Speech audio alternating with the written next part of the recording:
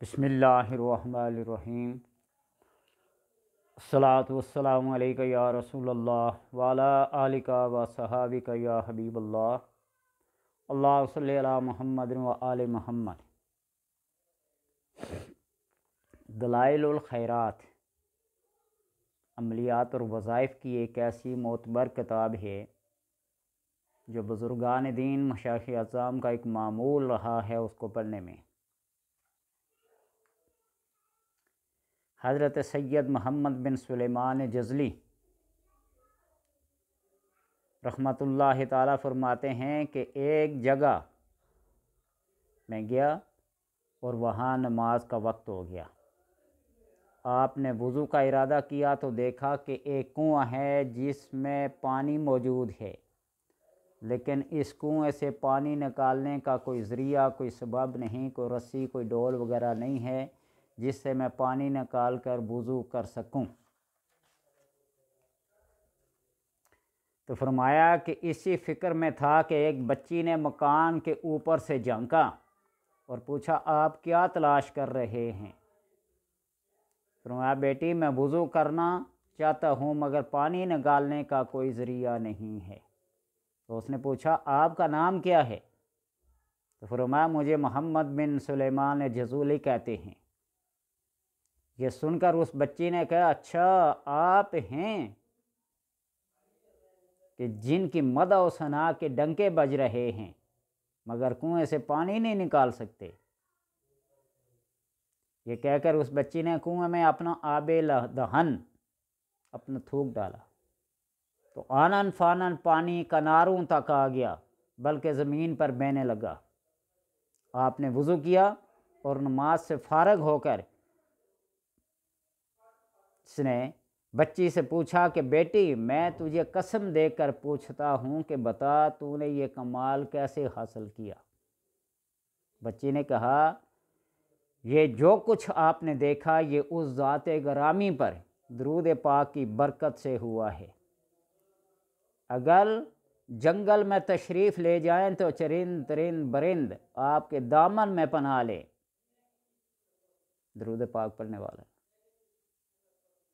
तो हज़रत शेख ने वहाँ कसम खाई के दरूद बता के मतलब किताब लिखूँगा, और फिर आपने एक किताब लिखी जिसका नाम दलाइलुल खैरात है। ये हवाला है सादत दारैन किताब का। ये दरूद पाक का मर्तबा और मकान है। इसीलिए इस रमज़ान के महीने में जिसके अंदर अल्लाह तबारक व तआला हर चीज़ की इबादत, उसका सवाब, उसका अजर और उसका सिला 7 गुना से 70 और 700 गुना तक कर देता है। जो लोग कुरान पाक की तिलावत नहीं कर सकते, मैं बार बार ये कहता हूँ, क्यों कहता हूँ कि तिलावत कुरान एक बहुत बड़ा वजीफ़ा है, बहुत बड़ा कुर्ब दिलाने वाला है, हशर में है, नशर में, दुनिया में और आखिरत में। तो जो नहीं पढ़ सकते वो दरूद पाक को कसरत से पढ़े। एक खातून किताबों में लिखा है, मैं जो बात करता हूँ, मैं कौन सा किसी के पास बैठा होता हूँ तो हर चीज़ किताब ही एक वाहिद सहारा, एक वाहिद तोहफ़ा, एक वाहिद साथी है जो तन्हाई का भी साथी है, खलवत का भी है और जलवत का भी है, जिसका उड़ना बछूना उस खातून का या रसूल अल्लाह, या रसूल अल्लाह। इस दुनिया से उस आखिरत में चली गई। मरकर रकीर ने पूछा, अब इस पे बड़े सवाल उठते हैं, इस बात पे, अल्लाह के बारे में, दीन के बारे में, नबी सल्लल्लाहु अलैहि वसल्लम के बारे में जो भी पूछते, आगे से जवाब इरशाद होता है या रसूल अल्लाह, या रसूल अल्लाह। और तीसरा सवाल जो आप सल्लल्लाहु अलैहि वसल्लम के बारे में ही किया जाता है, या रसूलल्लाह जब कहा ना, तो अल्लाह तबारक व तआला ने फरिश्तों से ये इरशाद फरमाया कि बख्श दो इस मेरी बंदी को, इसका उड़ना, इसका बछोना, इसका सोना, इसका बैठना, इसका जागना, इसका हर चीज़ विर्द, हर वजीफ़ा या रसूलल्लाह का था। تو اس لیے وہ ذات، وہ شخص، وہ بزرگ، وہ عظیم ہستی جس کا نام لے کر دائرہ اسلام میں لوگ داخل ہوتے ہیں، لا الہ الا اللہ، لا الہ الا اللہ، لا الہ الا اللہ، لا الہ الا اللہ، پوری زندگی اس کی رٹ لگائے رکھیں، اگر جب تک زبان سے محمد الرسول اللہ ادا نہیں ہوگا مسلمان نہیں کرو گے۔ تو اس لیے کلمے کے نصاب کے بارے میں بھی کہتے ہیں نا کہ 70,000 مرتبہ پڑھو، 70,000 مرتبہ اللہ تبارک و تعالیٰ دنیا اور آخرت میں ہر چیز وافر مقدار میں عطا کرے گا اور بخش دے گا۔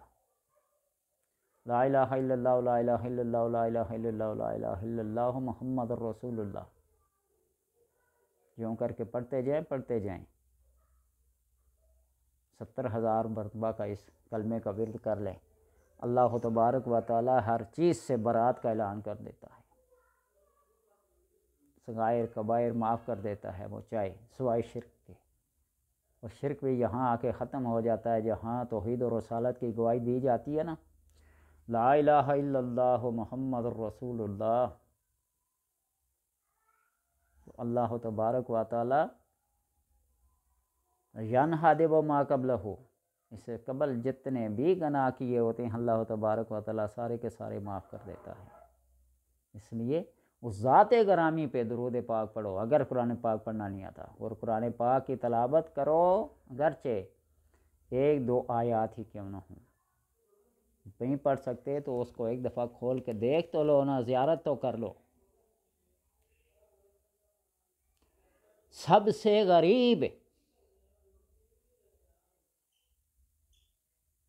وہ قرآن جو گھر میں پڑھا ہوا ہو اس کو لوگ پڑھے نا، سب سے غریب وہ مسجد جس کے اندر لوگ نماز پڑھنے نہ جائیں۔